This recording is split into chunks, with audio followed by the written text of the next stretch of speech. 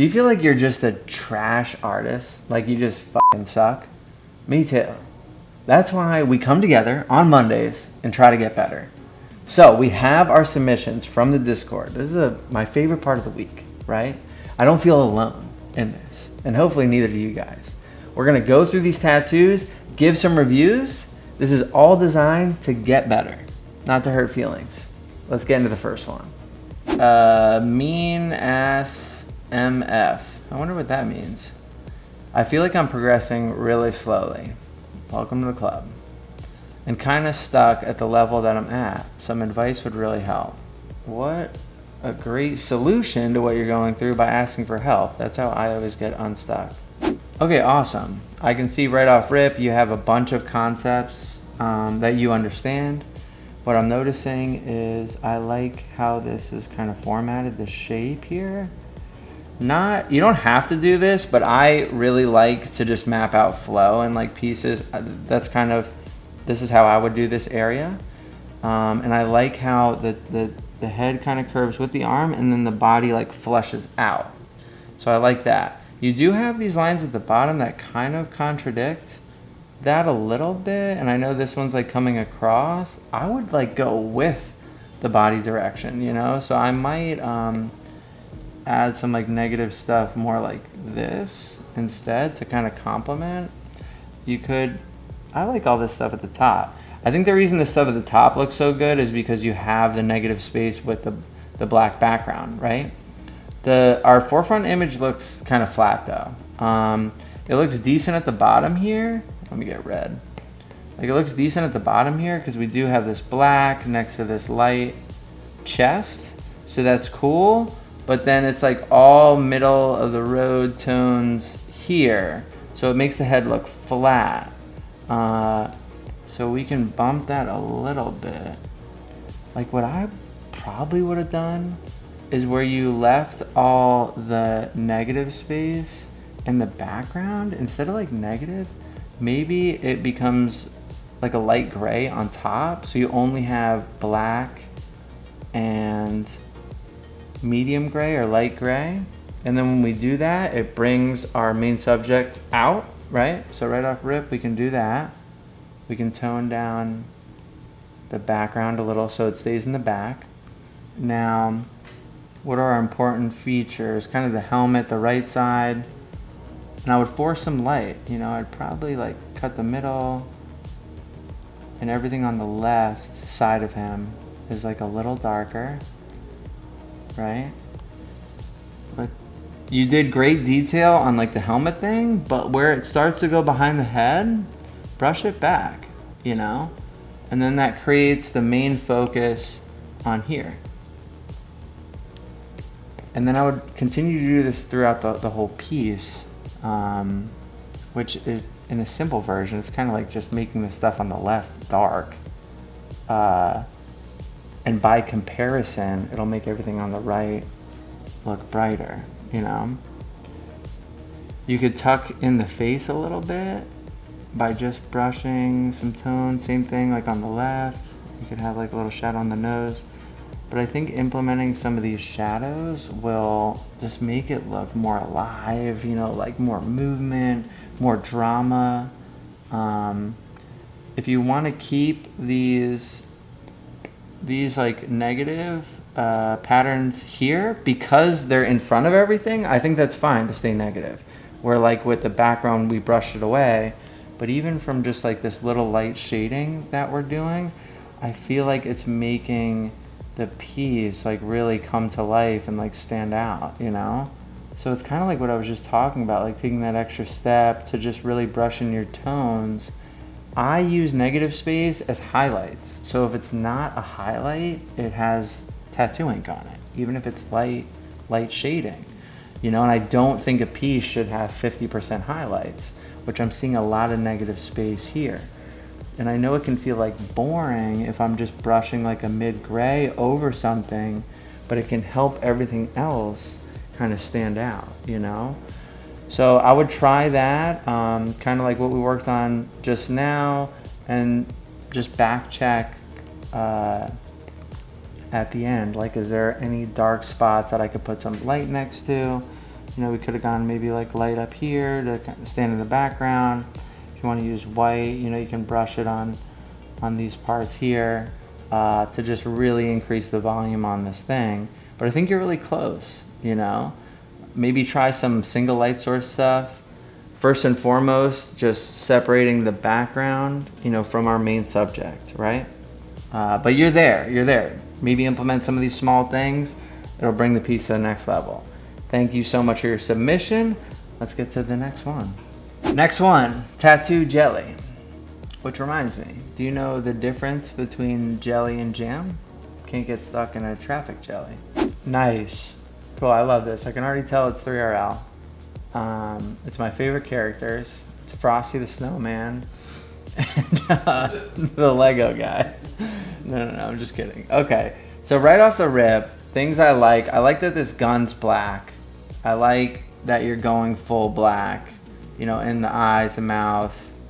I like this shadow separation. Like the contrast looks good, and then next to those, you left a lot of open skin. One thing I would try to improve on is the sharpness of the piece. Because all the structure is defined with this black and the shading. And I see, like right here, it looks like you tried to do like a line, and here you did a line. I don't think there's anything wrong with that. And then maybe abandon the lines here. If you're gonna do the little lines, do them everywhere. If you're not, don't do them anywhere. The consistency is gonna help, you know? But just maybe going back in it, and I know it's hard with the 3RL, but you just have to get it crisp. You have to get these little areas crisp, you know, and like taking the time and giving it a proper like fade out and just making the tattoo look really sharp. And on these upper areas here, like at the top of the head, don't be afraid to just like kind of feather in a little black shade or a line, just showing where something, you know, starts and stops. You could do one down. It's not gonna make it look bad. It's not gonna be like cheating with the 3RL.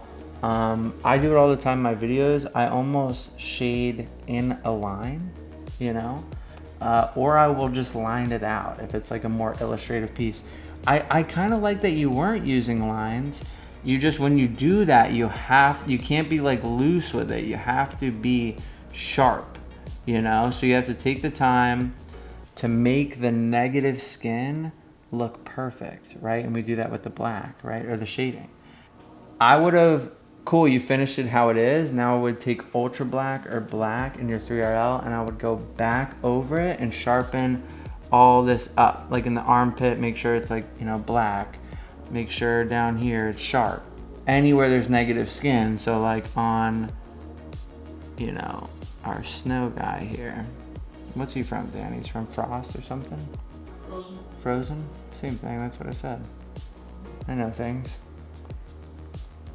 But as we sharpen that, it's just gonna look so impressive, you know? And you can do that like with the fades. I know I'm kind of like drawing black lines. I'm not saying black lines, I'm just saying where there's negative space, get it sharp and clean, you know? And I know it's small, even here on the end there, you know, we're tightening that up. But I would almost start bottom right like we did when we started the tattoo, and I would check every single thing going up to top left and just try to sharpen whatever I can. Great start. I mean, I really like the tattoo. This is just some feedback to improve on it. But as we learn to sculpt and sharpen those negative spaces, it's just going to take this to another level. People are going to be like, oh my God, how did you get that so small and so clean? And just be a really impressive tattoo.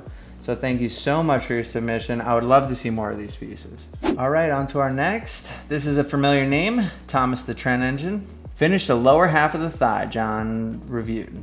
Critique it as much as you'd like. I'll be bringing him back to darken it all up like you said once it's healed. Oh, that's so cool. Yeah, I love this. I love that you're updating me on the sleeve. I really like this one, and I was genuinely interested to see how it continued. So let's pull it up. All right, cool. All right, you guys remember this, right? If not, you probably should go to the doctor. It wasn't that long ago. You might be suffering from something. So we have the bottom, the new bottom. Yeah, I'll be honest, like first and foremost, the top healed not bad. It looks darker than I thought it would, so that's very hopeful. And yeah, now that it's healed, going back in it with some like ultra black, it will add a whole nother layer to the tattoo. And people will be like, how'd you do that? And then you just never tell them, and you're always better than them. So I would have formatted it a little different. I think you're right there, but like I can picture it. Like you did the design, it looks perfect. I'm just like, I wish I could see more of this hand here. And then we have this top hand, which, yeah, I think the top hand's cool there because you can see all of it. I just feel like we can't see enough of the bottom hand. And I would rather see more of the hand and lose a little bit of the thumb than keep the thumb and whatever, have the rest of the hand. So because this bottom hand is, I'm assuming in the front, I would have had it lighter than the top hand. But that's just me, dog. So if we like brighten this up a little bit, right? I'm just doing this so you guys know what I'm talking about. And now it's in the front. You're like, whoa, holy shit, that thing came forward. And then darker here. But remember, we like move the hands over a little bit, you know? Darker here. And if you want, you can do this like cool effect where you put black in the hand. And then you could leave your background gray. So it's like high contrast in the hand with a gray background, the hand will come forward. If you want, you don't have to. And then we have this cool thing coming from the hand, but you blacked it out. I would have left it negative. Like this like weird like magic mana force thing coming from the hand. I would have left that like almost all negative and then just made the background dark, you know, to make that thing like really pop. You have a few of these spike things. I think I would have left them completely negative because we know like it's such a dark piece. Having this negative like breakup in it would have been nice. You know, it would have balanced out the black a little bit. Maybe you could have even like figured out a way to like fuse these two things together. I don't mind the negative direction. I might have done it like I mean I would have done it different, but I don't mind it. Like I kind of like this flow pattern, you know, with the leg, and then like this something like coming from the back here, and then the hand thing I would have used probably like more like that, you know? And then if you really wanted to continue it, you could do like one like little one on the bottom or something. But to have kind of that flow. But listen, not bad. Those are just some different ways to look at it. Last thing I would do is probably just provide some consistency in the background.